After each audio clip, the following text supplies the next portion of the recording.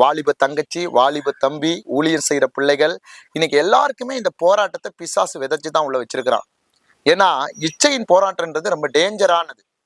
இன்னைக்கு ஊழியம் நம்ம செய்திடலாம், அற்புத அடையாளங்கள் நடக்கும், ஒருவேளை நம்ம நல்லா செபிக்கலாம், அந்நிய பாஷைகள் பேசலாம், எல்லாமே செய்யலாம். ஆனால் நீங்க ரட்சிக்கப்படுறதுக்கு முன்னாடி எந்த பாவத்துல நீங்க சிக்கி இருந்தீங்களோ, எந்த பாவ அடிமைத்தனத்துக்குள்ள நீங்க விழுந்திருந்தீங்களோ, அதை நீங்க ஆவிக்குரிய பிள்ளைகளாய் வந்ததுக்கு அப்புறம் அதையே ஆயுதமா இன்னைக்கு பயன்படுத்துவான். ஏன்னா இன்னைக்கு இச்சை முதல்ல எப்படி வருது? இன்னைக்கு நீங்க நினைக்கிறீங்க, நான் ரட்சிக்கப்பட்டுட்டேன், ஞானஸ்தானம் எடுத்துட்டேன், அதனால நான் தேவனுடைய பிள்ளை, பரலோகம் போயிடலாம். இல்ல, அதை நம்ம இச்சையில இருந்து பாதுகாக்கிறதுக்கு நிறைய ஸ்டெப்புகள் இருக்கு. இனி வர்ற நாட்கள் அதை ஒன்றொன்றா பார்க்கலாம். ஆனா முதல்ல இச்சை எப்படி நமக்குள்ள வருது, அதைத்தான் இன்னைக்கு நம்ம பார்க்க போறோம்.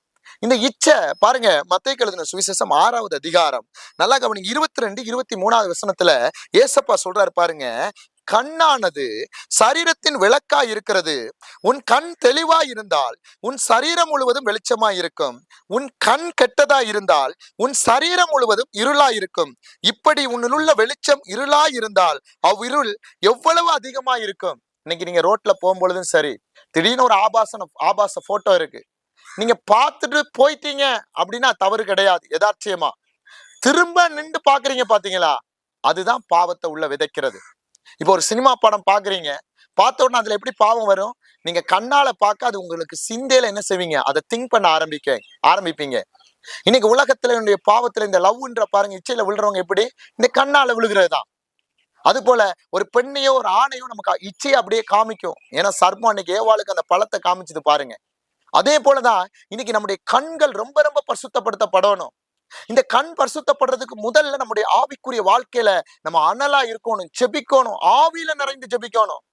ஏன்னா பவுல் ரோமருக்கு எழுதின நிருபம் நீங்க நல்லா கவனிங்க, 7வது அதிகாரத்துல 8வது வசனம் சொல்லுது, பாவமானது கற்பனையினாலே சமயம் பெற்று. கற்பனைனா என்ன? முதல்ல கண்ணால நீங்க பாக்குறீங்க, அதை உள் வாங்குறீங்க, இரவு நேரத்துல போய் தூங்கும் பொழுது பிசாசு அப்படியே கொண்டு வந்து கலைகளை விதைச்சு அந்த பார்த்த காரியத்தை பாவமா உங்களுக்கு பிணைக்கிறான். அது அப்படியே சரீரத்துல ஊறி இன்னைக்கு தவறான பாவங்களுக்கு நம்முடைய சரீரம் பயன்படுத்தப்படுது. அதனாலதான் இன்னைக்கு இச்சையில விழுகிறவங்க பாத்தீங்கன்னா, இன்னைக்கு கணவனை இழந்து, மனைவியை இழந்து, ஊழியத்தை இழந்து, இன்னைக்கு பிரபலமான ஊழியர்கள் கூட இதை விழுந்து எழும்ப முடியாதபடி இருக்கு. ஏன்னா சிந்தைய கட்டிடுவான்.